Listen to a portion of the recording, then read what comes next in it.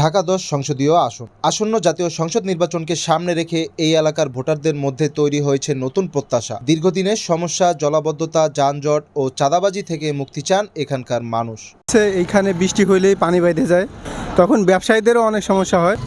মানুষ অনেক সমস্যা, যেমন অটো গাড়িগুলো বিশেষ করে মনে করেন অতিরিক্ত করতে আছে। চাঁদাবাজি বলতে বিষয় না, বিষয় হলে যার যেখানে ক্ষমতা সেভাবে সে ক্ষমতা খাটায়, এই তো, আর কিছু না। এখানে ঢাকা ১০ আসন রাজধানীর একটি গুরুত্বপূর্ণ ও ঘনবসতিপূর্ণ এলাকা। এখানে বসবাসকারী মানুষের জীবনযাত্রার প্রত্যাশা ও সমস্যা প্রতিনিয়ত বাস্তবতার প্রতিচ্ছবি হয়ে উঠেছে। সব সরকারই মনে করেন আশা দেয় জনগণের, কিন্তু বাস্তবতা মনে করেন কখনো আমরা দেখতে পাই না। যেই আসুক, আমাদের দেশের উন্নয়নই আমাদের হচ্ছে মেইন। এ বিষয়ে কথা বলছেন ঢাকা ১০ আসনের এক নির্বাচনী প্রার্থীও। আমরা যদি আল্লাহ চাহে জনগণের রায় ম্যান্ডেট পাই, এই জনগণকে সাথে নিয়ে মোকাবেলা করবেন ইনশাআল্লাহ। জলাবদ্ধতার জন্য অবশ্যই ড্রেনেজ সিস্টেমকে আধুনিক করতে হবে।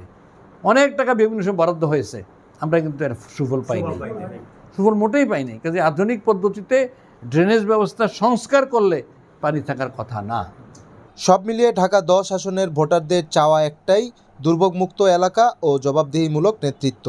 এখন দেখার বিষয় তাদের এই আশা আকাঙ্ক্ষা কতটা প্রতিফলিত হয় ব্যালটের রায়।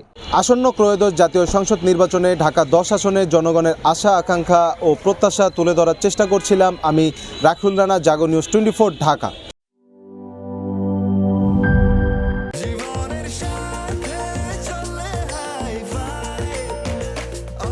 স্বাস্থ্যকর অল টাইম, সব সময় অল টাইম হেলদি লাইফ।